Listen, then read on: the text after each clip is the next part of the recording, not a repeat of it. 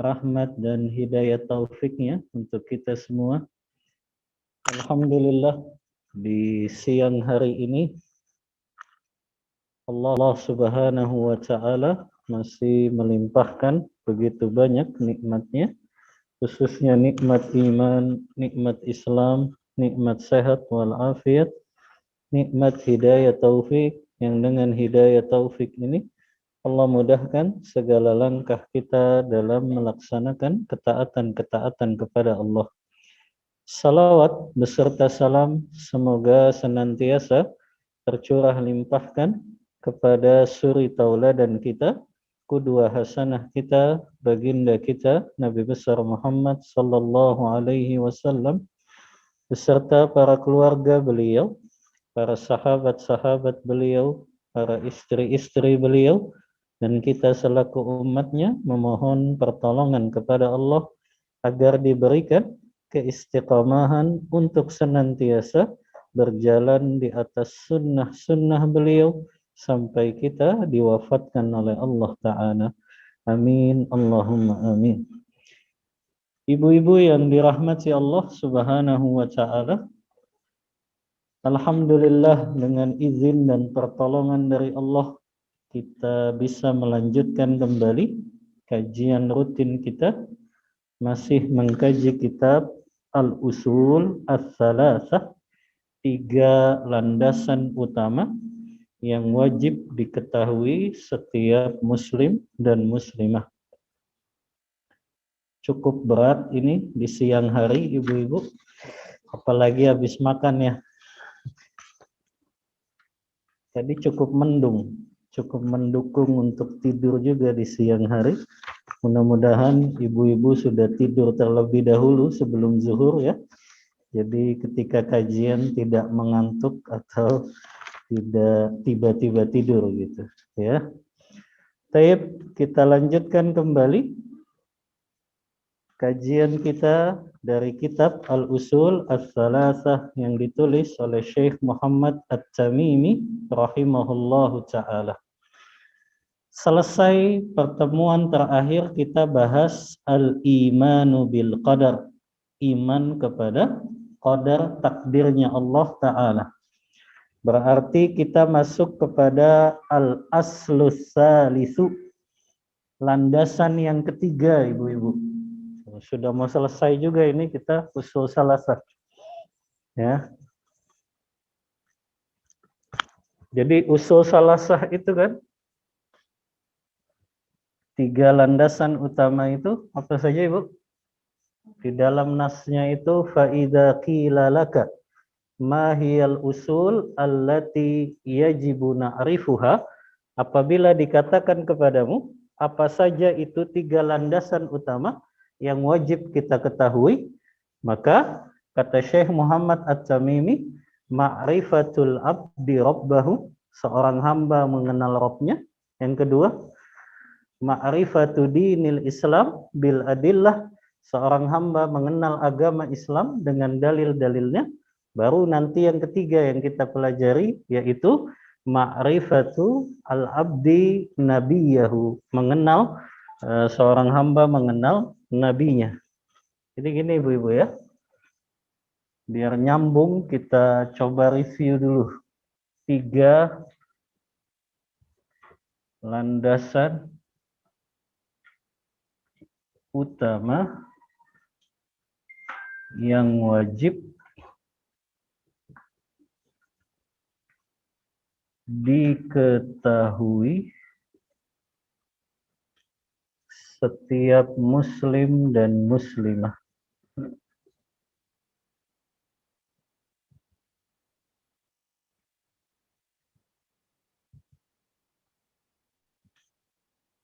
Ada 3 kan ibu ya. Yang pertama, mengenal Allah, ma'rifatullah. Mengenal Allah kita sudah bahas. Apa saja yang kita kenal? Ada 4 macam kan? Mengenal Allah tercakup di dalamnya, yaitu yang pertama mengenal zat Allah Ta'ala.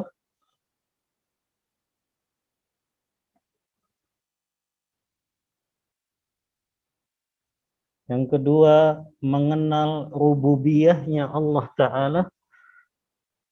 Segala perbuatan Allah. Allah yang mencipta, Allah yang memberikan rezeki, Allah yang menghidupkan, Allah yang mematikan. Yang ketiga, mengenal uluhiyah Allah.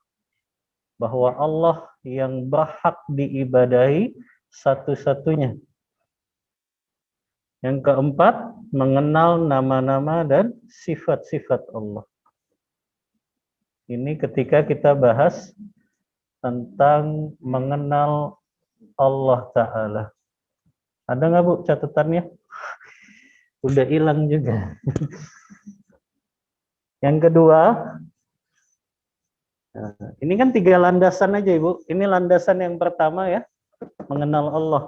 Landasan yang kedua, ma'rifatu dinil Islam bil adillah, mengenal agama Islam beserta dalil-dalilnya. Mengenal agama Islam beserta dalil-dalilnya.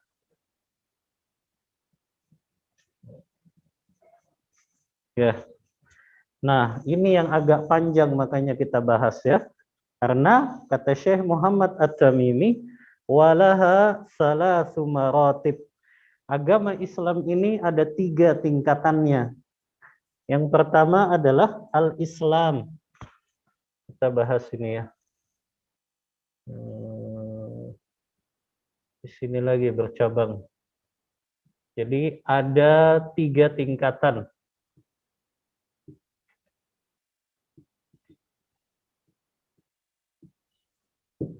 Islam itu ada 3 tingkatan, ya. Yang pertama Islam,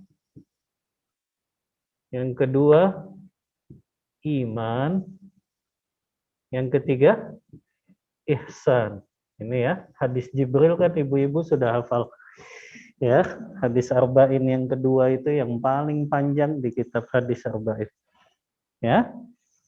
Islam kita udah bahas rukun-rukunnya. Ya ibu-ibu, ada 5 rukun kan, kita udah bahas. Iman kemarin terakhir kita sudah bahas 6 rukunnya. Ya. Berarti tinggal ihsan nih Bu, yang belum kita bahas ya. Ihsan ini cuma 1 rukunnya. Ya. Baik. Kita baca teks yang ditulis oleh Syekh Muhammad At-Tamimi tentang ihsan. Kata beliau, oh iya, saya bingung pakai ginian.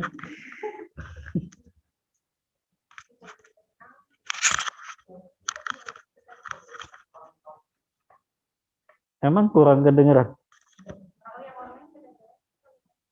Udah on. Yang online kurang kedengeran.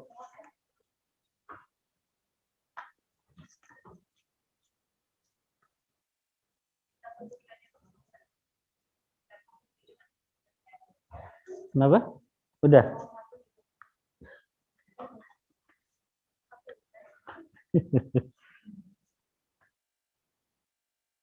Mending pakai yang nggak ada kabelnya tuh.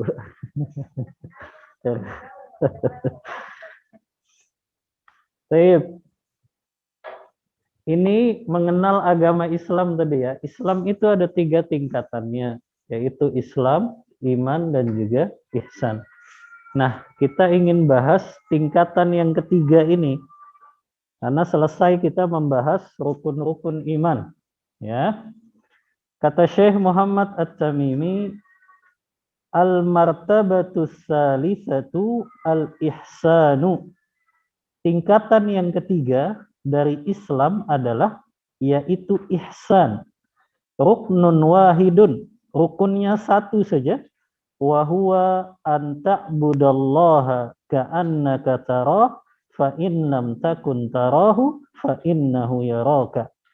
Engkau beribadah kepada Allah seolah-olah engkau melihatnya, Dan apabila engkau tidak bisa seolah-olah melihatnya, maka ketahuilah bahwasannya Allah senantiasa melihatmu.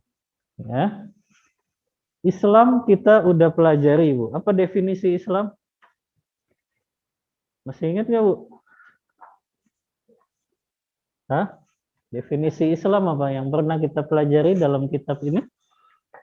Al-istislamu lillahi bit-tauhid wal inqiyadu lahu bit-ta'ah wal bara'atu minasyirki wa ahlih. Kan itu kata Syekh Muhammad At-Tamimi, Islam itu al-istislamu lillahi bit-tauhid. Seseorang berserah diri kepada Allah dengan mentauhidkannya. Itu makna Islam, ya. Jadi saya ulang lagi nih kayaknya definisinya. Ini ya. Islam adalah berserah diri kepada Allah dengan mentauhidkannya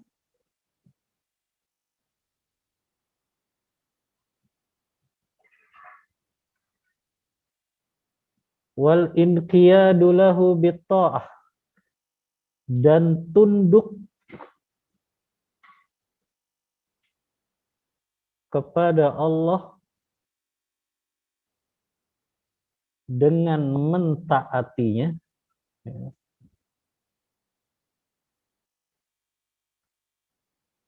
Yang terakhir, wal bara'atu minasyirki wa ahli, berlepas diri dari perbuatan syirik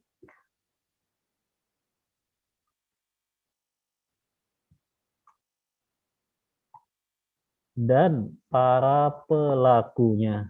Artinya para pelaku kesyirikan.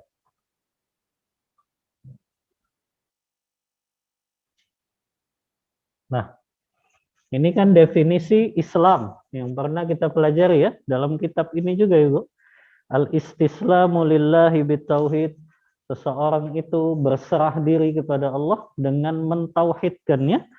Yang kedua, wal inqiyadu lahu bitta'ah. Dia tunduk kepada Allah dengan mentaati segala perintah dan menjauhi segala larangannya. Yang ketiga, wal bara'atu minasyirki wa ahlih. Dia berlepas diri dari yang namanya segala perbuatan-perbuatan syirik. Walaupun mungkin itu disebutnya kearifan lokal gitu ya. Jadi kearifan lokal, kalau itu tidak bertentangan dengan syariat, kita pelihara. Tapi ketika itu ada unsur kesyirikannya, ya maka kita berlepas diri. Ya. Seperti membuat sesajen gitu ya, atau sedekah bumi ya, atau dengan berkorban untuk ratu pantai selatan misalnya, itu kearifan lokal mungkin bagi sebagian, tapi itu bertentangan dengan syariat yang Allah turunkan. Ini kan makna Islam ya, rukunnya sudah kita bahas ada 5. Iman, masih ingat nggak Ibu? Apa makna iman? Hah? Ini murojaah, gimana mau ujian ini Ibu-ibu? Habis ini kita ujian kalau kitabnya udah selesai.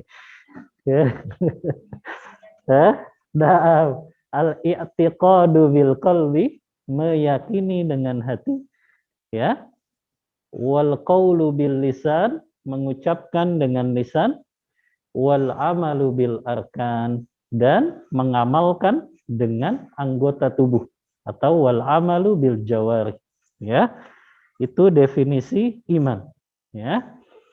Sekarang kita bahas tentang ihsan, ya.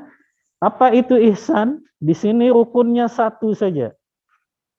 Anta'budallah ka'annaka tarah. Engkau beribadah kepada Allah seolah-olah engkau melihatnya. Fa in lam takun tarahu fa innahu yaraka. Apabila engkau tidak bisa seolah-olah melihat Allah, maka yakinilah Allah senantiasa melihatmu. Anda bacakan dulu dalil-dalilnya, baru kita jelaskan apa itu makna ihsan. Ya. Wad dalilu qauluhu ta'ala. Kata Syekh Muhammad At-Tamimi, dan dalilnya tentang ihsan ini adalah firman Allah Ta'ala. Innallaha ma'al ladzina taqaw wal ladzina hum muhsinun. Sesungguhnya Allah bersama dengan orang-orang yang bertakwa dan juga orang-orang yang senantiasa berbuat ihsan. Apa maksudnya Allah bersama di sini, Bu? Allah selalu bersama orang yang bertakwa dan orang-orang yang berbuat ihsan. Kata para ulama tafsir, maknanya pertolongan Allah selalu bersama orang-orang yang bertakwa dan orang-orang yang berbuat ihsan. Seperti innallaha ma'as sabirin. Sesungguhnya Allah bersama orang-orang yang sabar. Apa artinya? Allah akan selalu memberikan pertolongan kepada orang-orang yang sabar. Ya, jadi bersama itu bukan bersama secara zatnya Allah, bukan, tapi maknanya bersama di sini pertolongan Allah selalu Allah turunkan kepada orang yang bertakwa, orang yang bersabar, dan orang yang ihsan. Nanti kita jelaskan makna ihsan. Dalil yang kedua, tadi surah An-Nahl ya, ayat 128. Dalil yang kedua firman Allah Ta'ala, wa tawakkal 'alal 'azizir rahim alladzi yaraka hina taqum, dan bertawakallah kalian kepada Allah yang Maha Perkasa dan Maha Penyayang, yang selalu melihatmu ketika kamu berdiri. Maknanya ketika kamu melaksanakan sholat ibadah, Allah selalu melihatmu. Wa taqallubaka fis sajidin, dan Allah yang senantiasa memperhatikanmu dalam sujud-sujudmu. Innahu huwas samiul alim, sesungguhnya dialah Allah yang maha mendengar dan maha mengetahui. Ya, ini dalil-dalil yang dibawakan oleh Syekh Muhammad At-Tamimi tentang ihsan. Sekarang kita jelaskan apa itu ihsan. Ya. Gitu. Jazakillah khairan.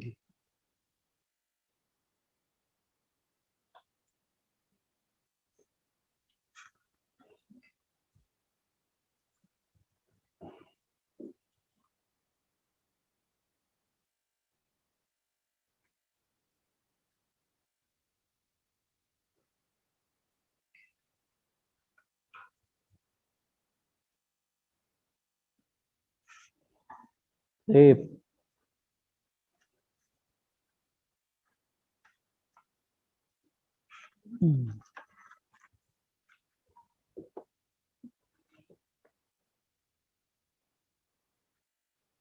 Ya. Makna ihsan ya.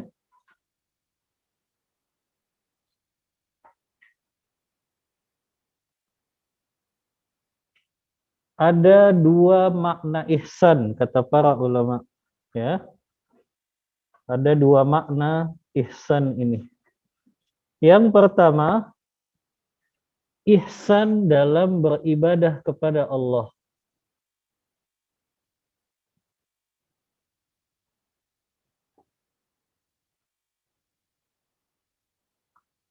Nah, yang kedua, ihsan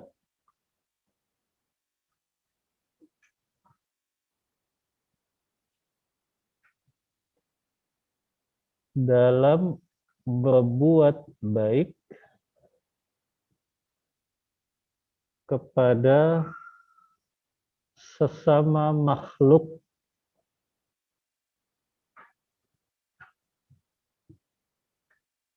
dan makhluk di sini ada dua, ada yang berakal, ada yang tidak berakal. Jadi ihsan itu kan diambil dari kata kerja ahsana yuhsinu ihsanan. Maknanya berbuat baik, ya. Tapi ini untuk definisi yang ini berbuat baik. Tapi kalau ihsan dalam beribadah Rasulullah SAW menyebutkan dalam hadis Jibril ini, apa maknanya ihsan dalam beribadah? Ada dua maknanya. Yang pertama, anta'budallah ka'annaka tarah. Ya. Sini ya, turun lagi. Engkau beribadah kepada Allah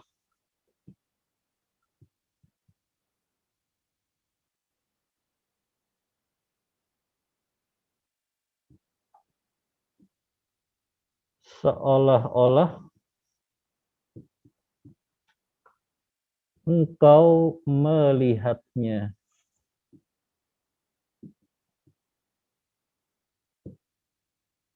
Nah, jadi ihsan dalam beribadah kepada Allah itu ada dua tingkatannya, Ibu. Ini tingkatan yang pertama yang para ulama menyebutnya tingkatan musyahadah. Musyahadah. Ini level ihsan yang pertama. Seseorang beribadah seolah-olah dia melihat Allah. Ya, ini tingkatan level yang pertama dalam ihsan yang disebut dengan musyahadah. Apa maksudnya, Ustaz? Beribadah kok seolah-olah engkau melihat Allah. Apa maknanya, Bu? Seolah-olah engkau melihat Allah. Kita lagi sholat, ngebayangin tulisan Allah gitu. Kita lagi sholat, ngebayanginnya Ka'bah gitu. Bukan seperti itu pemahaman para ulama. Jadi seolah-olah engkau melihatnya, ada dua makna kata para ulama. Ya, yang pertama, seolah-olah engkau melihat Allah, engkau melihat sifat-sifat Allah Ta'ala. Jadi ketika kita sholat tuh, kita membayangkan atau menghadirkan ya dalam perasaan kita tentang semua sifat-sifat Allah. Allah yang maha berkuasa, Allah yang maha agung, Allah yang maha perkasa. Jadi seolah-olah kita melihat semua sifat-sifat Allah itu hadir dalam hati kita ketika kita beribadah. Makanya seseorang kalau sholatnya sudah sampai pada tingkatan ihsan, ya, ini luar biasa kekhusyuannya. Karena dia sudah seolah-olah melihat Allah, maknanya di sini dia melihat sifat-sifat Allah yang agung.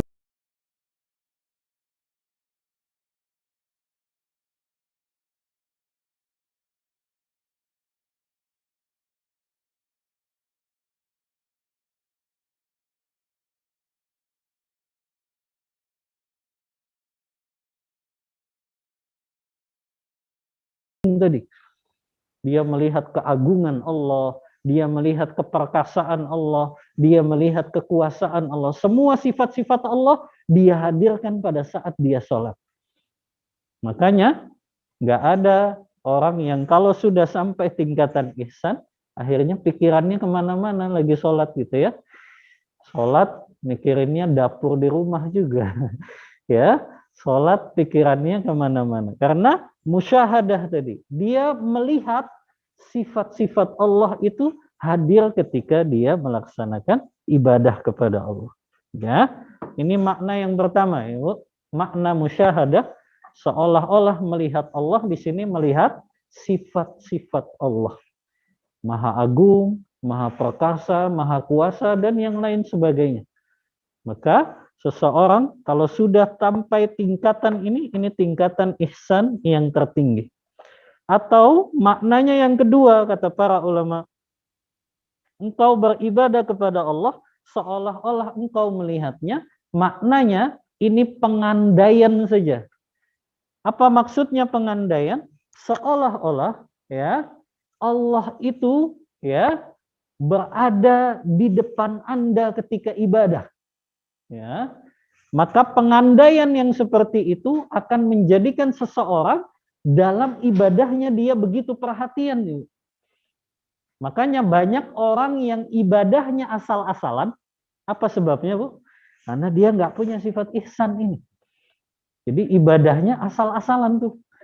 Karena dia nggak merasa ketika dia ibadah seolah-olah Allah itu betul-betul hadir di dekat dia. Atau Allah itu tadi sifat-sifatnya itu muncul di dalam perasaannya ketika ibadah. Makanya ibadahnya asal-asalan. Ya. Dan orang yang ibadahnya asal-asalan kan ditolak sama Allah. Ya. Ingat kisahnya anak Nabi Allah Adam, Bu, ya. Iz qaraba qurbanan fatuqbila min ahadihima wa lam yutaqabbal minal akhar, kan? Jadi ihsan ini, Bu, ya. Mana lupa tadi jelaskan. Kenapa kok Rasulullah menjelaskan 3 tingkatan ini? Islam itu berbicara tentang semua amalan-amalan zahir, Ibu. Makanya rukun Islam itu kan bicaranya semua amalan-amalan zahir. Apa saja? Syahadat, sholat, zakat, puasa, gitu ya. Kemudian, haji, umrah, itu kan semua ibadah zahir. Adapun iman berbicara tentang ibadah batin. Apa saja? Iman kepada Allah, iman kepada malaikat, iman kepada kitab. Nggak jelas, ya? Oh gitu. Oh gitu. Nggak kedengeran.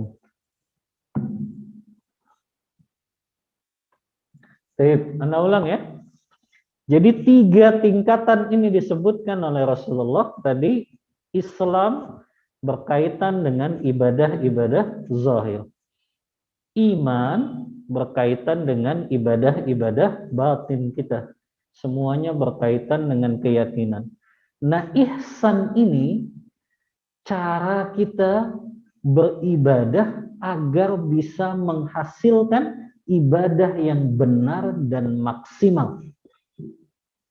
Jadi kalau tadi Islam ibadah zahir, iman ibadah batin, ihsan ini caranya. Bagaimana kita menjadikan 2 ibadah ini, Islam dan juga iman, itu bisa dilakukan secara benar dan maksimal dapat pahalanya. Jadi ihsan itu cara yang benar dalam kita beribadah. Kalau kita mau benar ibadahnya, hadirkan ihsan itu dalam diri kita. Orang yang sudah hadir ihsan ini, maka ibadahnya akan benar. Makanya kenapa muncul orang yang dia menyimpang dalam ibadahnya, baik itu ibadah batin maupun ibadah zahirnya kok menyimpang, asal-asalan, karena ihsan ini belum hadir dalam hatinya gitu. Ya, ihsan ini belum hadir dalam ibadahnya. Ya. Jadi ternyata penyimpangan yang terjadi ketika seseorang beribadah, apakah tadi ya, ibadahnya zahir, dia sholat, tapi sholatnya asal-asalan, karena ihsannya belum hadir dalam dirinya. Dia belum merasakan seolah-olah dia melihat Allah Ta'ala. Atau tingkatan yang kedua, Ibu. Ini kan tingkatan yang pertama ya, dalam ihsan. Tingkatan yang pertama kan musyahadah. Tingkatan yang kedua, muraqabah. Kalau muraqabah tadi, fa in lam takun tarahu fa innahu yaraka. Kalau engkau tidak mampu seolah-olah melihat Allah, maka yakinilah Allah senantiasa mengawasimu atau melihatmu. Muraqabah, Allah senantiasa melihatmu, ya. Nah, ini 2 tingkatan ihsan, yuk. Ya. Kalau kita belum mampu musyahadah, minimal muraqabah deh, Ibu. Ya. Ibu kan sudah hatam juga hadis Riyadhus Shalihin. Imam Nawawi kan di bab yang kelima itu dalam kitab Riyadhus Shalihin memberikan judul itu, muraqabatullah, ya. Senantiasa menghadirkan ya dalam diri kita selalu merasa diawasi oleh Allah. Ya. Nah, tingkatan yang kedua ini, Ibu, ya, muraqabatullah, senantiasa merasa diawasi oleh Allah, itu tidak sama dengan tingkatan yang pertama tadi, musyahadah. Karena kalau seseorang baru sampai dia merasa diawasi oleh Allah saja, dia belum bisa sampai pada tingkat yang secara sempurna merasakan kehusyuan ketika dia beribadah. Ya, coba ibu bisa mengamalkan selalu menghadirkan ihsan ini dalam setiap ibadah, termasuk ibadah batin kita. Ya, kenapa kok seseorang dia nggak bertawakalnya kepada Allah gitu ya? Justru bertawakalnya kepada makhluk karena ihsan ini belum hadir pada dirinya gitu ya. Jadi dia bersandarnya masih kepada selain Allah. Dia minta pertolongannya masih kepada selain Allah. Karena Anda sebutkan tadi ya, semua penyimpangan dalam hal ibadah, apakah ibadah itu zahir maupun ibadah itu batin, karena ihsan itu belum hadir pada dirinya. Ini kata kuncinya, Bu. Semua penyimpangan dalam hal ibadah karena ihsan itu belum hadir di dalam ibadah orang tersebut. Orang yang melakukan riya, Ibu, kenapa kok dia bisa melakukan riya dalam ibadahnya? Ibadahnya ingin dipuji orang, ingin dapat kedudukan di hati-hati orang, karena dia belum merasa bahwa dia melihat Allah Ta'ala. Tadi ya, melihat sifat-sifatnya Allah, melihat keagungan Allah, melihat keperkasaan Allah. Atau dia belum merasa diawasi oleh Allah Ta'ala. Makanya dia akhirnya, ya sudahlah, kan urusan hati saya yang tahu, gitu ya. Makanya ibadahnya akhirnya bukan dia tujukan kepada Allah. Karena ihsan ini belum hadir ketika dia beribadah kepada Allah. Ya. Taib, ini makna ihsan dalam hal ibadah, Ibu. Ya, yang sering yang dimaksud dalam hadis ini. Tapi ihsan, para ulama juga meluaskan maknanya itu berbuat baik kepada sesama makhluk. Makhluk ini ada dua, Ibu. Ada manusia, ada hewan atau binatang gitu ya. Nah, maknanya di sini, kata penjelasan Ibnu Rajab ya, beliau mengatakan berbuat ihsan kepada sesama manusia itu Allah sebutkan ketika menjelaskan tentang ayat-ayat yang berkaitan dengan hak-hak yang harus ditunaikan. Ada dalam surah An-Nisa ayat ke-36, Ibu. Yang bawa mushaf bisa dilihat. Atau sudah hafal, Bu ya? An-Nisa 36. Allah Ta'ala kan berfirman, wa'budullaha wa la tusyriku bihi syai'ah wa bil walidaini ihsana wa bidzil qurba wal yatama wal masakin wal jari dzil qurba wal jaril junubi was sahibi bil jambi wa ibnis sabil. Ya. Ini ayat yang disebut oleh para ulama tafsir berkenaan dengan semua hak-hak yang ada di dalam Islam. Walaupun disebutkan sebagian saja. Yang pertama, menunaikan haknya Allah, ya, dengan mentauhidkan Allah dan tidak menyekutukannya dengan sesuatu apapun. Yang kedua baru tuh Allah sebutkan hak-hak sesama manusia. Hak kepada orang tua, hak kepada kerabat, hak kepada tetangga, hak kepada anak-anak yatim, hak kepada orang-orang miskin, apa saja hak-hak mereka, makanya berbuat ihsan kepada mereka itu hukumnya wajib. Maknanya kita tunaikan hak-hak mereka. Jadi ihsan itu yang hukumnya wajib kepada sesama manusia, kita menunaikan semua hak-haknya mereka. Haknya orang tua, haknya pasangan, suami, haknya kerabat-kerabat kita, haknya tetangga-tetangga kita. Itu masuk dalam kategori ihsan. Ya, tapi ihsannya kepada sesama manusia. Dan itu hukumnya juga wajib untuk kita tunaikan. Ya. Makanya ibu-ibu perlu belajar apa saja itu yang berkaitan dengan hak-hak di dalam Islam ini.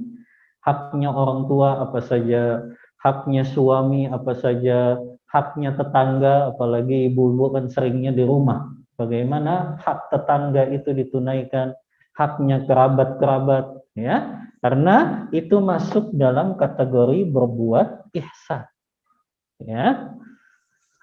Taib, ini ihsan kepada sesama manusia. Bahkan Islam mewajibkan kita berbuat ihsan kepada binatang. Ya.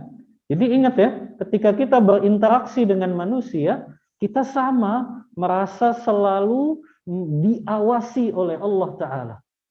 Ya, kita selalu menghadirkan muraqabatullah. Makanya orang yang sudah sampai level ihsan, ketika dia menunaikan hak sesama muslim, dia nggak berani itu ketika bermuamalah, dia menipu, dia berbuat curang, dia menjual barang yang ternyata itu cacat gitu. Walaupun orang yang melakukan transaksi dengan dia nggak tahu itu, tapi karena dia hadirkan ihsan, dia selalu tahu, ya Allah, Allah selalu mengawasi saya kok, gitu ya. Makanya dia dalam bermuamalah pun sangat hati-hati. Ya, karena dia tahu selalu diawasi oleh Allah Ta'ala.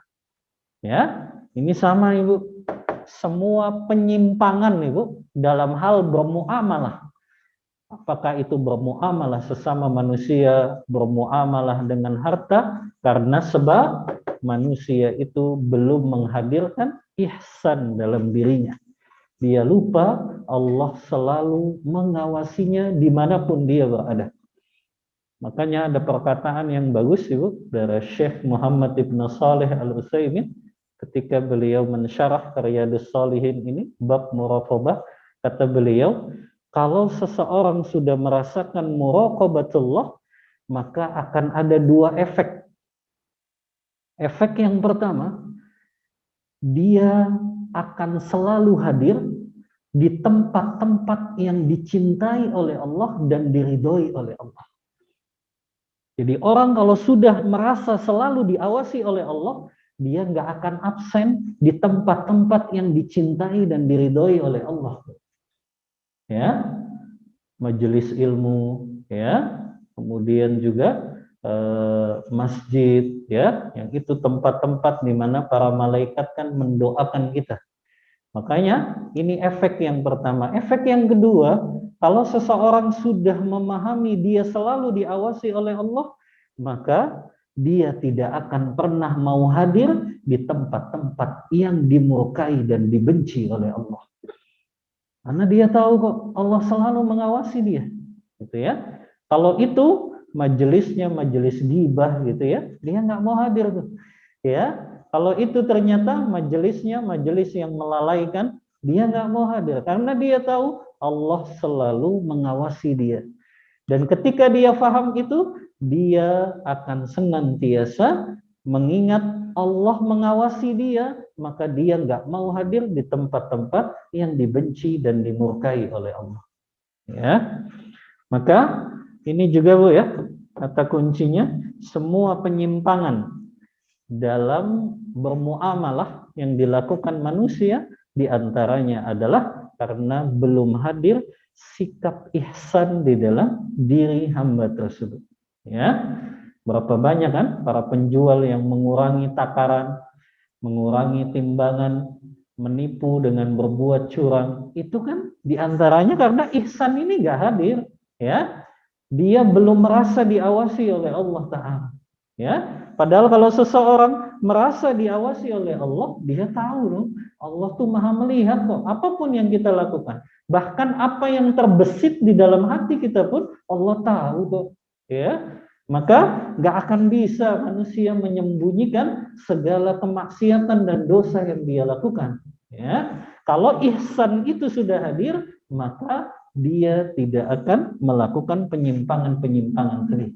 Ya. Baik, kemudian yang kedua, ihsan kepada makhluk yang tidak berakal, seperti hewan atau binatang ya. Rasulullah menyebutkan kata ihsan kepada binatang dalam hadis riwayat Muslim. Ini hadis juga ada dalam kitab Al-Arba'in An-Nawawiyah, Ibu. Ibu-ibu kan sudah hatam ya, kitab Arba'in An-Nawawiyah. Karena lupa hadis keberapa. Ya, Rasulullah kan bersabda, Innallaha katabal ihsana ala kulli syai'in. Sesungguhnya Allah telah memerintahkan, mewajibkan untuk berbuat ihsan dalam setiap perkara. Fa idza qataltum fa ahsinul qitlah. Apabila kalian membunuh, maka bunuhlah dengan cara yang baik. Maknanya di sini, Ibu, kalau kita bunuh binatang, ya, maka pastikan binatang yang kita bunuh itu cepat untuk matinya gitu. Jadi cari cara yang binatang itu terbunuh dan itu cepat dia matinya gitu ya.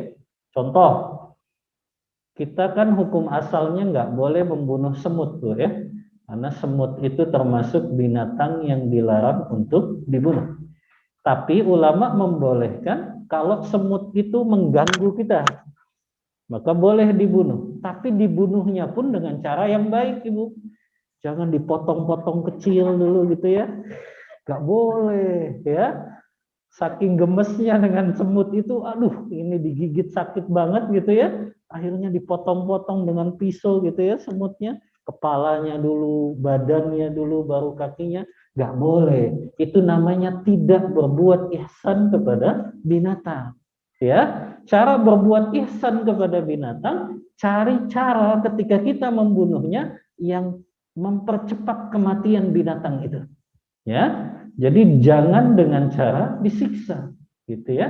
Sama kan seperti kita melakukan kisos misalnya.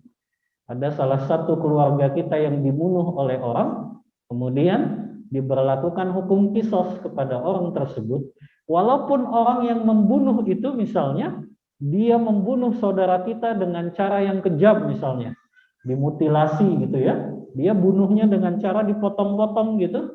Maka tetap kita nggak boleh mengkisosnya dengan cara itu. Tetap kita kisos, tapi bunuh dengan cara yang juga dia cepat menghadapi kematiannya. Ya, makanya Rasulullah mengatakan, fa idza qataltum fa ahsinul qitlah. Apabila kalian membunuh, maka bunuhlah dengan cara yang paling baik, yaitu yang bisa mempercepat kematian dari binatang tersebut. Ya. Kemudian wa idza dzabhtum, kata Rasulullah, dan apabila kalian menyembelih, fa ahsinu dzibha, maka sembelihlah dengan cara yang paling baik juga. Ini namanya ihsan, berbuat baik kepada binatang. Walaupun kita sembelih, misalnya ayam, kambing, sapi, ya, maka nggak boleh kita menyembelihnya dengan cara yang itu memperlambat kematian binatang itu. Makanya di akhir hadis ini kan Rasulullah mengatakan waliyuhidda syufratahu waliyarih zabihatahu. Hendaklah dia menajamkan pisaunya atau membuat nyaman hewan tersebut ketika disembelih. Artinya cukup sekali gini aja kan. Ya. Artinya tidak membuat binatang itu tersiksa ketika disembelih. Ya. Ada sebuah tradisi, karena lupa waktu itu di mana ya? Di Tanah Toraja kali Ibu ya. Jadi membunuh kerbaunya tuh dengan ditusuk langsung ke lehernya. Ya. Itu kan cara yang tidak ihsan kepada binatang. Ya. Ada juga dulu sempat viral ya, bahwasannya sapi itu disembelih, tapi sebelum disembelih itu disabetin lah, ditendang lah, dipukuli lah, ya. Ini tidak ihsan kepada binatang, ya. Padahal Islam ini subhanallah kepada binatang pun loh, ya, kepada binatang saja kita disuruh berbuat ihsan gitu. Makanya aneh kalau ada orang yang justru melakukan ngebom sana ngebom sini, padahal manusia semua itu. Padahal kepada binatang saja kita disuruh berbuat ihsan tadi. Kalau kita sembelih, sembelih dengan cara yang paling baik. Tajemin dulu itu pisau yang akan kita gunakan untuk menyembelih. Agar hewan yang kita sembelih dia merasa nyaman ketika disembelih. Ya, ibu-ibu pernah nyembelih binatang? Nggak pernah. Apa hukumnya perempuan menyembelih? Hah? Perempuan boleh nyembelih nggak? Boleh nyembelih nggak, Ibu? Hah? Boleh, Ibu, boleh. Ya, hanya memang menyembelih ini kan butuh kekuatan gitu ya. Yang memang kekuatan ini biasanya dimiliki laki-laki. Tapi kalaupun perempuan ingin menyembelih, hukumnya mubah, boleh. Ya, sebagaimana hadis Ka'ab ya. Beliau punya hamba sahaya yang di suatu hari sedang mengembala kambingnya, tiba-tiba kambingnya ini terluka, terkena batu, maka hamba sahaya perempuan ini langsung mengambil benda tajam dan kemudian menyembelihnya. Maka boleh perempuan menyembelih binatang. Tapi yang menjadi pembahasan kita di sini, lihat Ibu, dalam berinteraksi, apakah itu sesama manusia, apakah itu dengan hewan, apakah itu dengan tumbuh-tumbuhan, hadirkan sikap ihsan ini. Kita selalu merasa diawasi oleh Allah Ta'ala. Dimanapun kita berada, apapun kondisi kita. Kalau ihsan ini sudah hadir, maka akan menjadikan setiap muamalah kita. Apakah itu sesama manusia, apakah itu dengan binatang, apakah itu dengan hewan, apalagi dengan suami, Ibu ya. Hadirkan ihsan ini, ya. Jangan giliran ngumpul sama ibu-ibu lain yang diomongin kejelekan suami aja gitu ya. Nggak usah. Itu kita tahu kok Allah mengawasi kita gitu.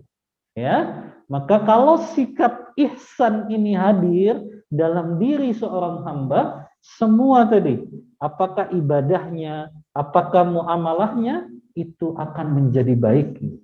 Ya, karena kata kuncinya tadi, rusaknya ibadah seseorang, ya, rusaknya muamalah seseorang karena ihsan ini belum hadir di dalam dirinya. Makanya kan Rasulullah menyebutkan tingkat yang paling tinggi itu kalau seseorang sudah memiliki ihsan ini. Karena tadi kalau dalam hal ibadah saja dia sudah seolah-olah melihat Allah Ta'ala. Tadi ya maknanya melihat sifat-sifat Allah Ta'ala. Ya, maka kalau orang ini sudah hadir ihsan dalam dirinya, maka ini akan menjadikan semua ibadahnya tuh maksimal, Ibu. Dia lakukan maksimal. Ya, dia nggak melakukannya asal-asalan. Tadi anak kasih contoh ya, 2 anak Adam alaihissalam. Yang satu Qabil, yang satu Habil. Dua-duanya kan diperintahkan untuk berkurban. Ya. Tapi salah satu saja yang diterima. Kurbannya siapa, Ibu? Habil. Ya. Karena dia berkurban dengan memberikan yang terbaik untuk Allah Ta'ala. Karena kenapa? Dia tahu. Allah itu tahu kok apa yang dia lakukan. Dia selalu merasa dilihat oleh Allah. Sebaliknya, yang dilakukan Qabil adalah memberikan sesuatu yang itu sudah rusak gitu ya, atau yang hampir rusak. Makanya ibadah asal-asalan itu Ibu bisa menjadikan seorang hamba menjadikan ibadahnya itu terkurangi pahalanya atau bahkan sampai dia nggak dapat pahala apa-apa. Seperti orang puasa Ibu. Kalau puasanya belum menghadirkan ihsan dalam dirinya, ya puasanya cuma menahan lapar dan haus saja kan begitu Bu ya. Puasa hari Kamis Ibu? Puasa ya. Alhamdulillah. Jadi orang kalau puasanya itu sekedar puasa saja, nggak ada ihsan di dalam dirinya, ya seperti yang dikabarkan Rasulullah. Rubba shaimin laisa lahu min siyamihi illal ju' wal atash, kan begitu. Berapa banyak orang yang berpuasa kata Rasulullah, tapi yang dia dapatkan hanya lapar dan dahaga saja. Artinya dia puasa, tapi gibahnya jalan gitu ya.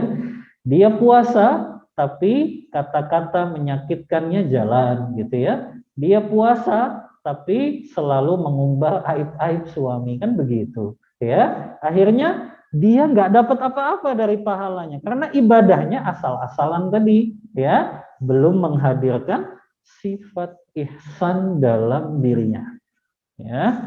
Makanya subhanallah, kalau ihsan ini hadir dalam kehidupan kita ini Ibu, semuanya insya Allah akan menjadi baik ya. Jadi ihsan ini cara kita beribadah untuk mendapatkan pahala yang maksimal Ibu. Ya.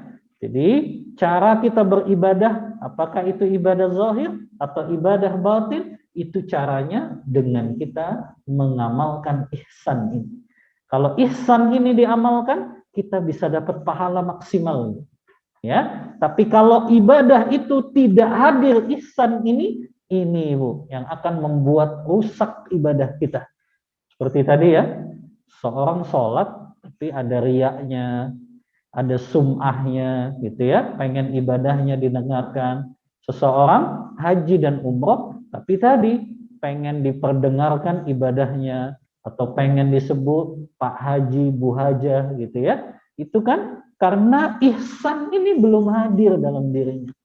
Makanya muncul penyimpangan di dalam ibadah batinnya kan. Dia nggak ikhlas kepada Allah. Karena dia menunjukkan ibadahnya untuk selain Allah. Ya. Jadi kalau ibadah batin, ibadah zahir kita mau benar, Ibu, hadirkan ihsan ini dalam diri kita.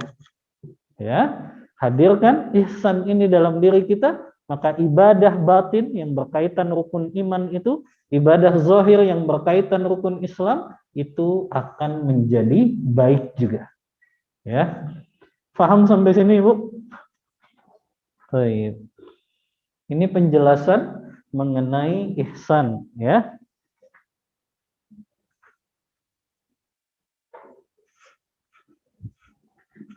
Kenapa, Bu? Hah? Oh, mau dicatat dulu.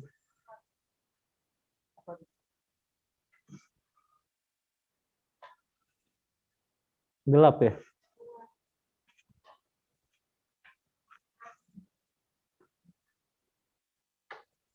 Ya.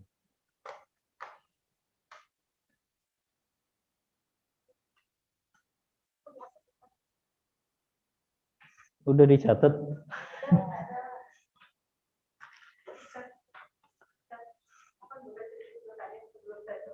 Iya, silakan, Ibu.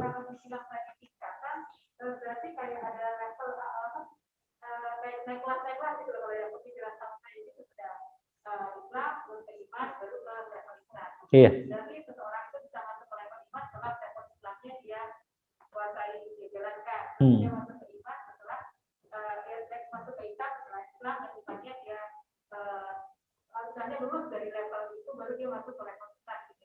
Iya, betul.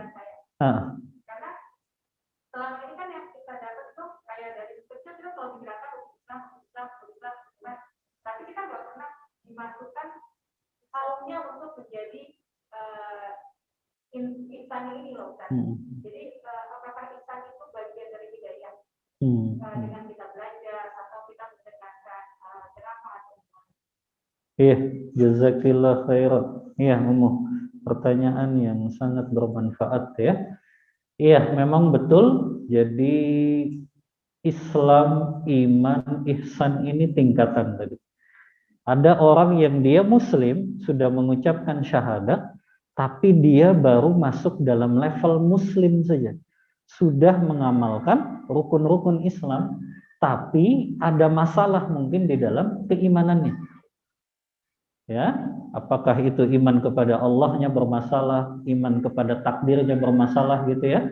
Ketika ditimpa musibah, dia tidak terima, dia murka, dia justru nggak ridho gitu kan. Itu kan berarti karena ada masalah. Dia baru Islam, tapi belum sampai beriman. Ada orang yang dia sudah beriman, sudah Islam, tapi belum sampai ihsan gitu. Ya, artinya ibadah zahirnya, ibadah batinnya sudah dia ketahui, tapi cara beribadahnya itu yang dia belum tahu. Makanya ihsannya belum hadir. Maka tadi kalau seseorang sudah mencapai tingkatan ihsan, amalan ibadah zahir dan batinnya akan benar. Ya, rukun iman yang dia jalani benar, rukun Islam yang dia jalani benar. Karena ihsan ini cara beribadah, kita dapat pahala maksimal. Lalu apakah ihsan ini juga merupakan hidayah taufik? Iya. Tapi kita berusaha dengan hadir di majelis ilmu agar kita bisa mengamalkan tentang ihsan. Karena mungkin Anda nggak tahu ya, kalau di luar sana penjelasan ihsan yang benar itu sudah sampai belum kepada masyarakat secara umum, gitu ya. Karena mungkin tadi masyarakat juga bingung ketika beribadah kepada Allah seolah-olah engkau melihat Allah, gitu kan. Akhirnya banyak orang yang salah tafsir tuh, Bu. Seolah-olah melihat Allah tuh akhirnya dia bayangi lafaz tulisan Allahnya. Ya, ini salah, bukan seperti itu. Atau dia bayangi Ka'bahnya gitu ya. Nah, bukan seperti itu pemahaman para ulama. Seolah-olah melihat Allah tadi, melihat sifat-sifat Allah tadi. Allah yang agung, Allah yang perkasa, Allah yang begitu menguasai semua alam semesta, itu hadir ketika kita sholat. Ya, maka itu yang akan menjadikan sholat kita semakin khusyuk. Karena metode ada ya beberapa tahun lalu, metode sholat khusyuk ya ibu-ibu. Ada yang pernah ikut? Hah? Pelatihan sholat khusyuk itu? Hah? Ada. Karena sempat nanya ke beberapa yang pernah ikut, ternyata metodenya itu bukan dengan penjelasan para ulama. Jadi metode sholat khusyuk yang dilakukan itu disetelin audio dulu ibu. Audio ya yang ada lantunan suara yang mungkin bikin sedih gitu ya. Kemudian ada suara-suara yang menakutkan ya. Kemudian diingatkan dosa-dosa gitu ya. Baru kemudian mereka sholat sambil nangis-nangis gitu. Jadi ada stimulusnya dengan audio-audio seperti itu dulu. Masa dia tiap mau sholat nyetel audio kan nggak mungkin. Ya, udah gitu diulang-ulang lagi audionya gitu-gitu aja. Ya, kalau sekali dua kali dia dengerin audio, ya mungkin dia kesentuh gitu ya. Tapi semakin sering kan semakin biasa aja. Kayak ibu kan nonton sinetron, pertama kali sedih banget tuh. Ya, tapi diulang-ulang lagi, ya udah nggak sedih lagi karena sudah tahu gitu kan. Ya, maka ini metode yang salah, bukan seperti itu. Kalau ingin sholat khusyuk, cukup menghadirkan ihsan saja tadi, ya, dengan kita seolah-olah melihat Allah tadi, atau kalau kita belum mampu, ya kita merasa selalu dilihat dan diawasi oleh Allah Ta'ala. Ya, karena kita nggak akan bisa melihat Allah di dunia kan. Kita baru bisa melihat Allah ketika di akhirat nanti di surganya Allah. Ya, itu keyakinan akidah Ahlus Sunnah ya. Seorang mukmin nggak akan bisa melihat Allah ketika dia berada di dunia. Ya, makanya lafaz yang digunakan Rasulullah adalah seolah-olah ya. Yang maknanya tadi seolah-olah di sini maknanya pengandaian saja, menghadirkan perasaan kita bahwasannya Allah itu ya ada di hadapan kita. Ya. Sahabat Abdullah bin Umar, ya. Sahabat Abdullah bin Umar radhiyallahu anhuma, beliau itu setiap beliau baca surah Al-Mutaffifin Ibu, beliau pingsan. Jadi beliau baca ayat yauma yaqumun nasu li rabbil alamin. Ini contoh orang yang sudah sampai pada tingkatan ihsan. Ya, yauma yaqumun nasu li rabbil alamin. Hari di mana manusia berdiri di hadapan Rabb-nya. Beliau menangis dan beliau pingsan, nggak kuat.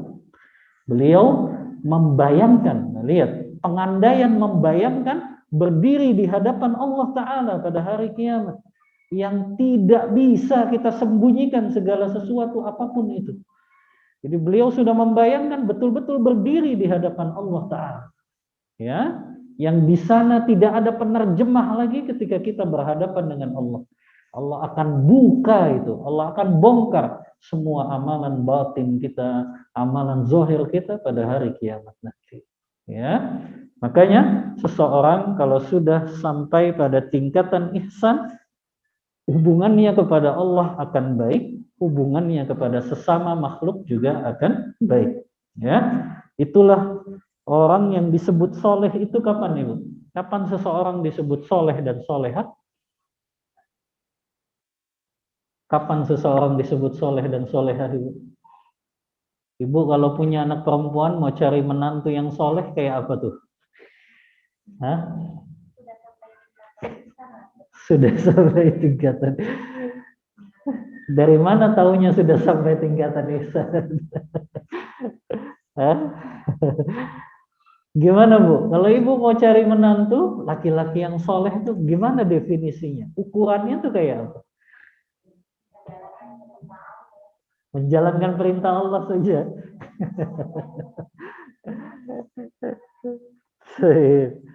Jadi laki-laki soleh atau perempuan soleha itu ukurannya dua, Ibu. Parameternya dua.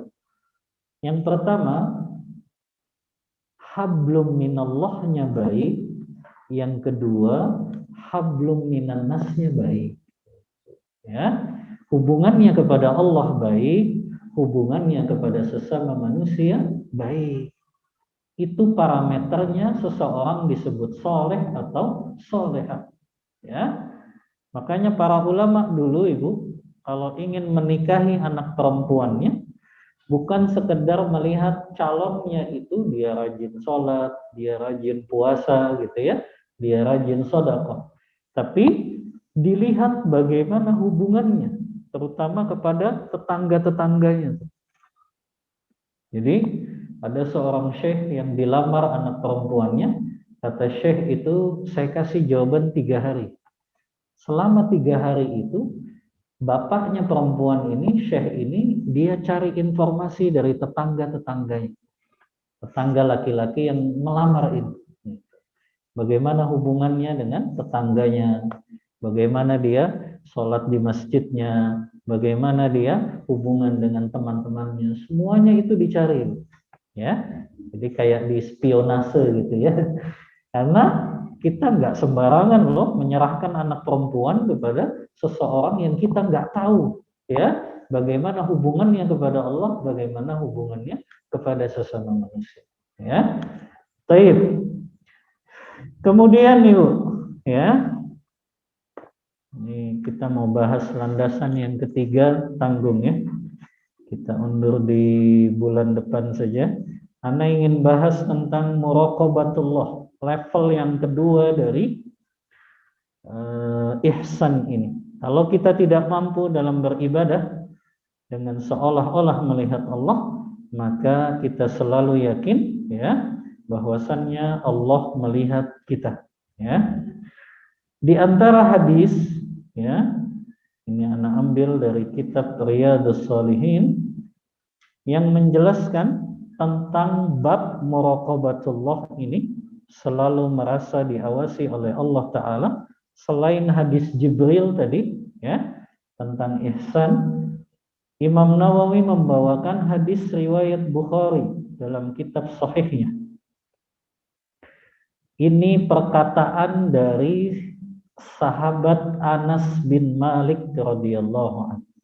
Anas bin Malik ini pelayannya Rasulullah SAW. 10 tahun beliau melayani Rasulullah. Jadi ini perkataan Anas bin Malik.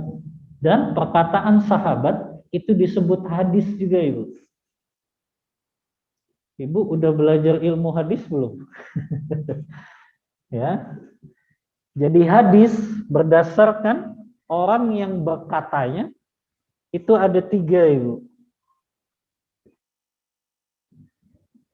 Hadis ditinjau dari siapa yang mengucapkannya.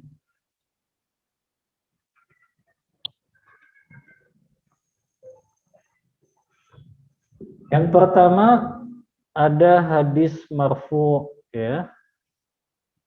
Nah, kalau hadis marfu Ibu sering dengar, maka itu namanya perkataannya dari Rasulullah. Ini perkataan Rasulullah. Ada yang disebut dengan hadis mauquf.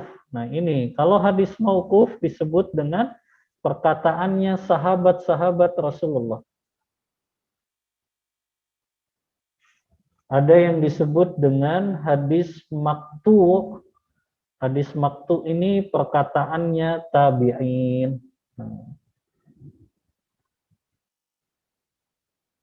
Nah, jadi disebutnya hadis juga Ibu, perkataan sahabat.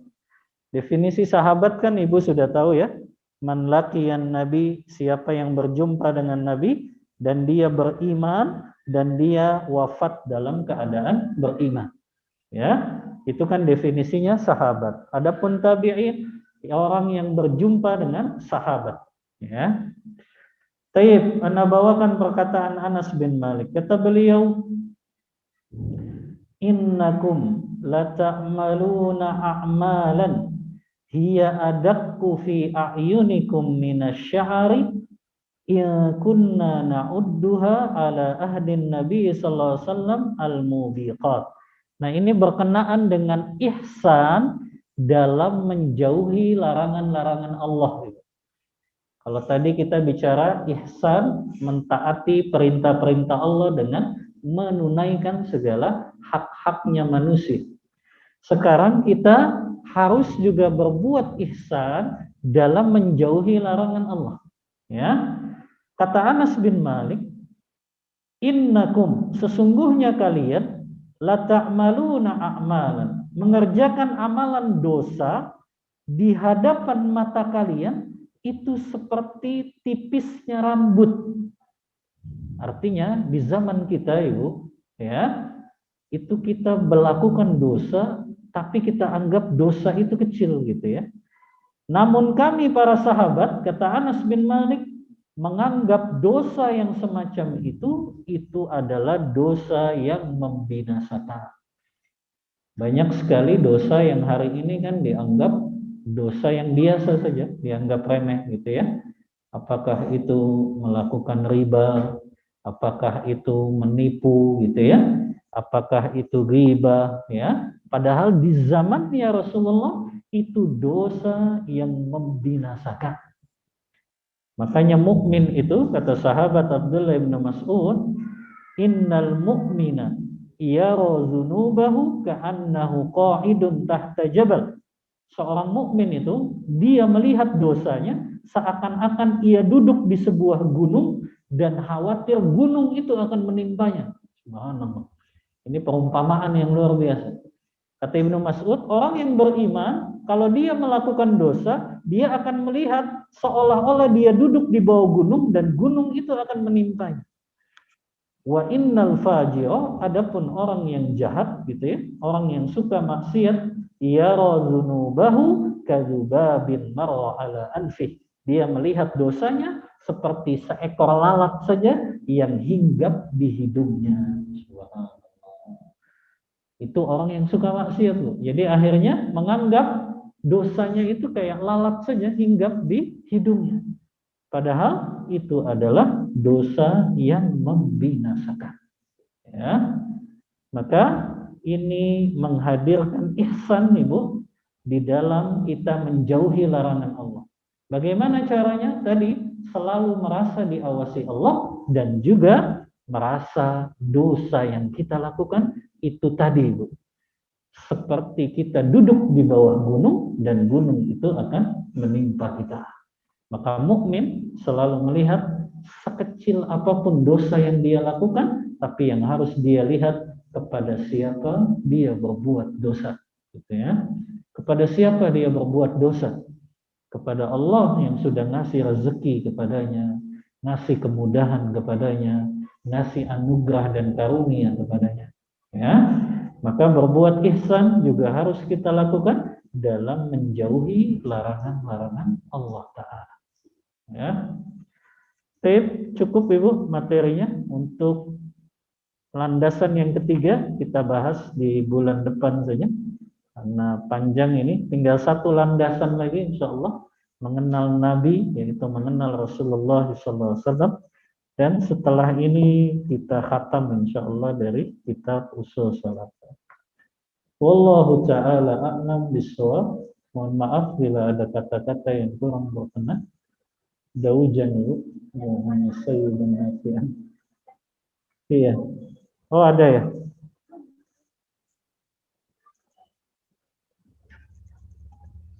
Di chat. Oh di chat.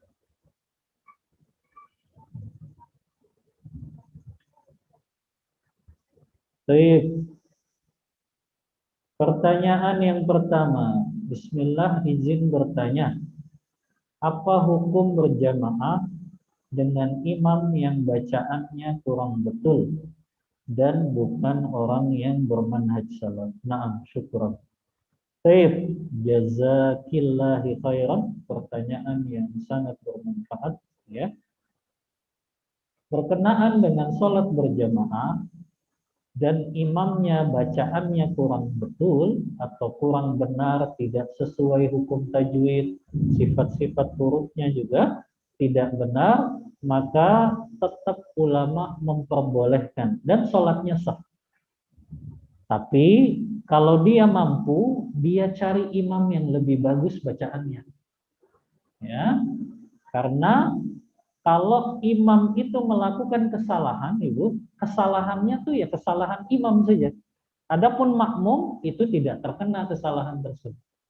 Ya, makanya ulama membolehkan dan menyatakan sah, gitu ya. Adapun orang yang dia imamnya bukan bermanhaj salaf ya, atau ada syubhat-syubhat dalam pemikirannya, itu pun kita tetap sah sholat di belakang mereka. Sebagaimana di zaman Utsman bin Affan, Ibu, pada saat Utsman sedang dikepung, Ibu, oleh para pemberontak itu ya. Ibu coba baca bukunya Ibnu Katsir, Bidayah wan Nihayah itu. Itu menceritakan kejadian fitnah besar di zaman Utsman bin Affan. Utsman bin Affan kan ketika jadi khalifah akhirnya dikepung oleh masyarakat yang datang dari Irak, gitu ya. Mereka datang ke kota Madinah untuk membunuh Utsman. Ketika Utsman sudah nggak bisa keluar, karena dulu di zaman para sahabat yang jadi imam sholat itu khalifah, pemimpin.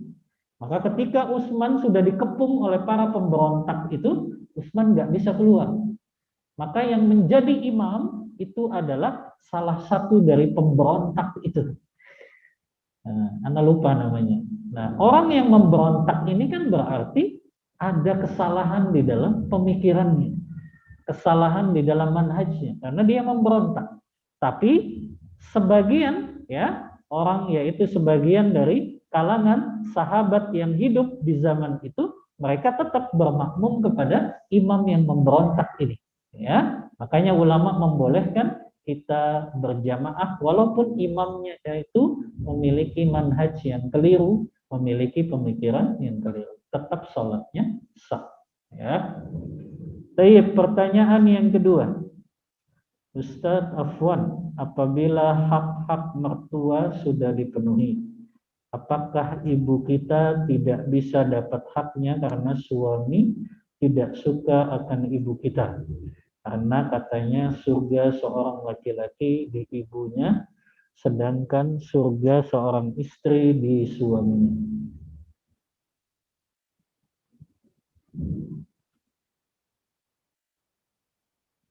Baik, ya. Jazakillahi khairan, ya. Pertanyaan yang sangat bermanfaat, ya. Berkenaan dengan hak-hak mertua, ya. Mungkin ibu punya suami ya, kemudian suami ibu punya orang tua, dan ibu ya wajib menunaikan hak-haknya. Dan kalau ibu sudah menunaikan hak-haknya ya, maka ibu boleh juga menunaikan hak ibu kandung ibu sendiri, gitu ya. Dan tidak ada larangan, gitu ya.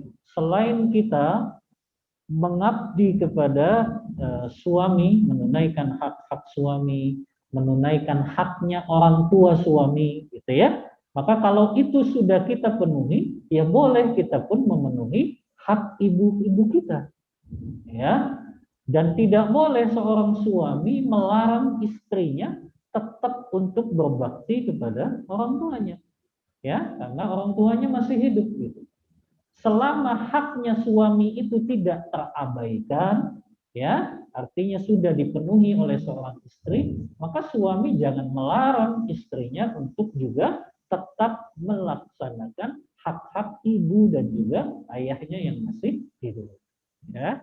Maka kalau suami itu menghalangi, maka coba suaminya diajak ke kajian, Ibu, ya, biar dia paham, ya, berkenaan juga bahwasannya seorang istri dia masih diperbolehkan, ya, bahkan dianjurkan untuk memenuhi hak orang tuanya sendiri, ya. Tidak boleh dilarang, misalnya istri ini masih punya keluarga seperti kakak, adik, orang tua, kemudian suami melarang, udah nggak usah berkunjung-kunjung ke sana. Ini salah, ya, karena istri kan juga punya kerabat-kerabat. Makanya harus dipahami hak-hak kerabat itu juga wajib ditunaikan, ya. Kerabat itu apa, Bu? Ya, orang yang punya hubungan darah nasab dengan kita. Apakah itu punya hubungan dengan ibu kita, punya hubungan dengan ayah kita, punya hubungan dengan kakak kita, punya hubungan dengan adik kita, punya hubungan dengan anak kita, punya hubungan dengan cucu kita. Itu kerabat itu yang wajib ditunaikan hak-haknya. Ya, haknya kerabat itu kan kata ulama ada 3. Yang pertama, wajib menyambung tali silaturahim. Ini haknya kerabat, ya. Di antara bentuk silaturahim kita berziarah kepada mereka, mengunjungi mereka, ya. Yang kedua, bahkan kata ulama, haknya kerabat itu mendahulukan mereka dari siapapun. Mendahulukan mereka setelah orang tua. Jadi haknya kerabat itu ada di bawah haknya setelah orang tua kita. Ya, ini subhanallah saking besarnya haknya kerabat. Jadi haknya kerabat itu kita tunaikan setelah hak kepada orang tua sudah kita tunaikan. Di antaranya kita mendahulukan mereka ini. Nah, ini kesalahan orang Indonesia ini. Kalau mereka punya acara hajatan, yang diundang siapa dulu, Ibu? Teman-temannya dulu. Ya, teman-temannya dulu yang diundang. Ini salah. Dahulukan undangan itu kepada kerabat. Bahkan kita usahakan hari tanggal yang kerabat kita itu bisa datang. Ya. Jadi harusnya seperti itu. Kerabat dulu ketika kita mengundang. Memberi hadiah kepada siapa dulu, Ibu? Kepada kerabat dulu, ya. Bersedekah kepada kerabat dulu. Jangan sampai kita sedekah kepada fakir miskin sementara ada tuh kerabat kita yang juga fakir miskin. Bahkan Rasulullah menyebutkan beda pahalanya. Dalam hadis riwayat Tirmizi kata Rasulullah, shadaqatun 'alal miskin, shadaqah. Bersedekah kepada fakir miskin, pahalanya 1 saja. Pahala sedekah. Shadaqatun 'ala dzil qarabati itnatan. Tapi bersedekah kepada kerabat kita dapat 2 pahala. Yang pertama, pahala sedekah. Yang kedua, pahala menyambung tali silaturahim. Ini pentingnya ilmu, Ibu. Biar kita nggak salah skala prioritas. Ya, dahulukan kerabat dalam bersedekah, memberi hadiah, ya, karena mereka lah yang haknya harus lebih dahulu ditunaikan. Ya, baru yang ketiga, kita nggak boleh memutuskan tali silaturahim, Ibu, apapun sebabnya kepada kerabat-kerabat kita. Biasanya masalah warisan, ya. Akhirnya pada berantem kakak dengan adiknya, ponakan dengan pamannya, gitu ya. Ini tidak boleh terjadi. Apapun itu masalahnya, jangan pernah putuskan silaturahim. Ya. Kalau orang itu yang putusin, tetap kita yang terus berusaha menyambungnya. Ya, karena itulah makna dari menyambung tali silaturahim. Ketika ada kerabat kita yang memutuskannya, maka kita yang menyambungnya kembali. Ya, wallahu taala a'lam bishawab. Nah, sudah ini pertanyaannya online aja. Silakan.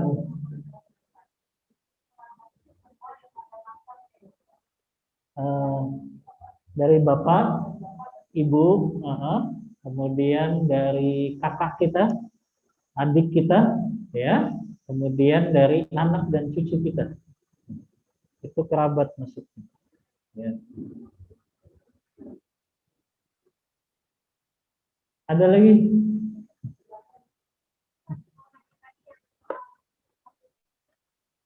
Ah,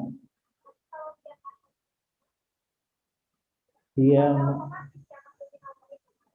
ah,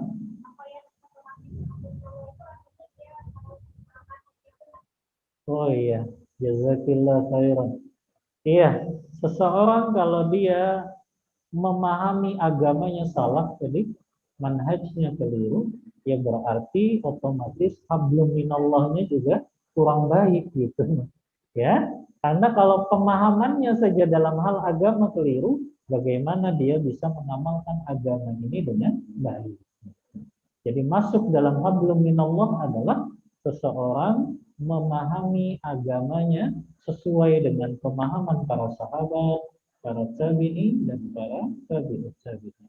Kalau dia pemahamannya benar, maka amal ibadahnya pun benar itu.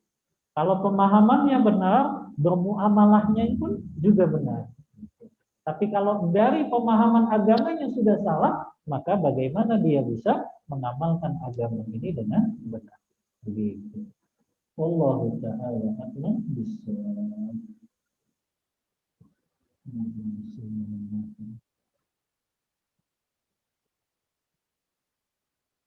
Ada lagi Ibu? Nggak usah dipikirin pulangnya Bu, insya Allah nanti reda. Nggak usah dipikirin pulangnya nanti.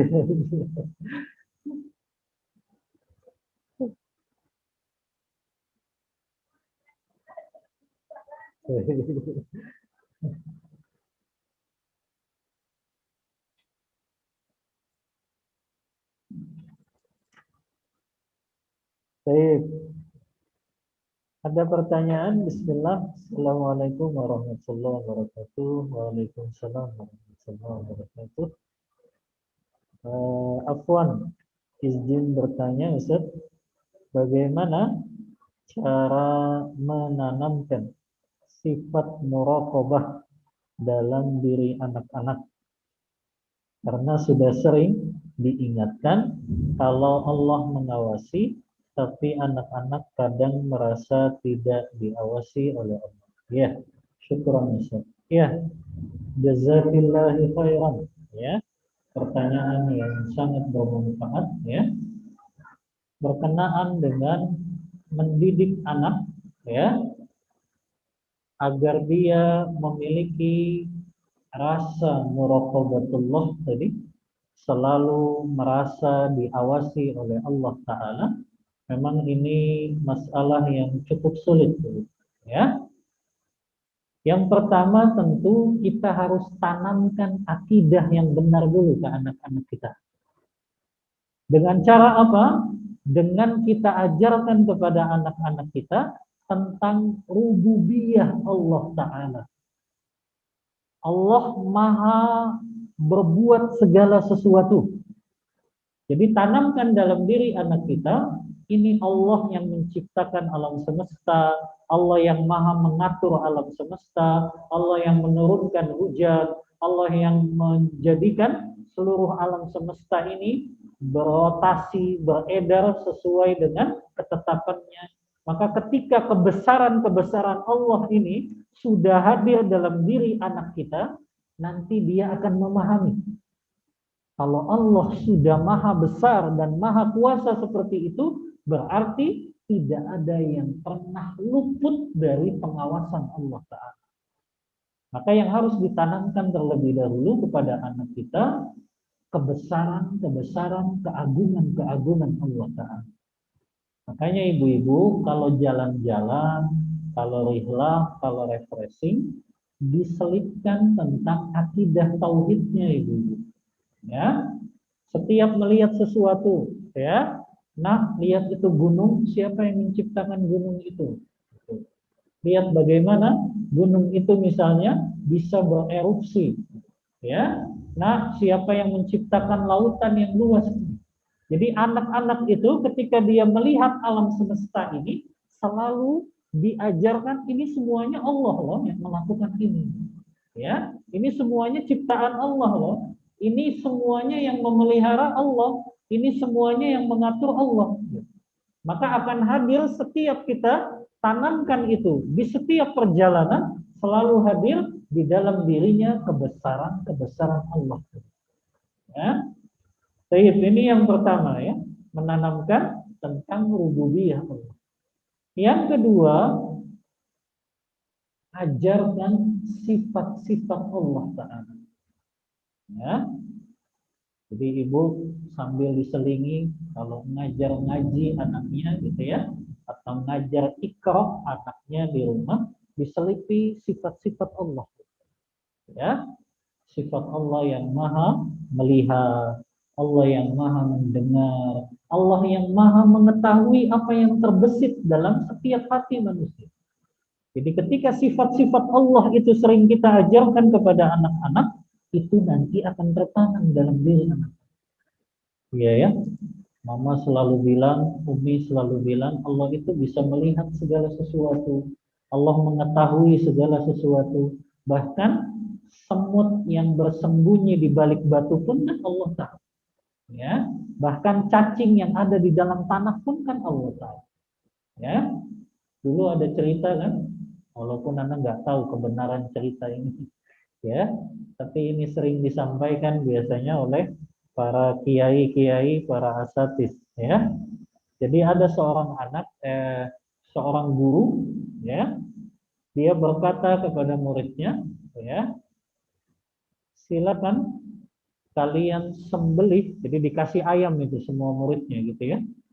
Kemudian disuruh sembelih, ya, di tempat yang tidak ada siapapun yang mengetahui itu, gitu ya. Sembelih hewan ini yang kalian merasa di tempat itu nggak ada yang mengetahui. Maka semua muridnya tersebar gitu ya. Dalam keadaan balik lagi semua binatangnya sudah tersembelih gitu. Ayamnya sudah tersembelih. Ternyata ada satu orang yang dia nggak nyembelih ayam tersebut.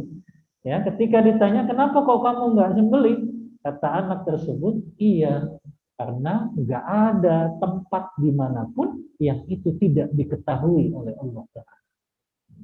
Ya, ibu coba dipraktekkan ke anaknya kayak gini bisa nggak? Nah, ya cari tempat ya yang kamu misalnya melakukan sesuatu dan itu nggak diketahui oleh siapapun. Gitu. Kalau dia balik lagi ternyata nggak ada Umi yang nggak diketahui siapapun, berarti sudah sukses. Ya, dia sudah merasa Allah itu selalu mengawasi dia gitu ya. Wallahu taala a'lam bishawab.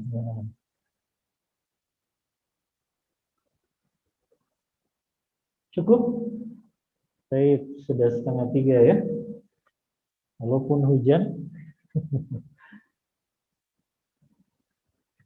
Syukran, jazakumullahu khairan ya atas perhatian ibu-ibu.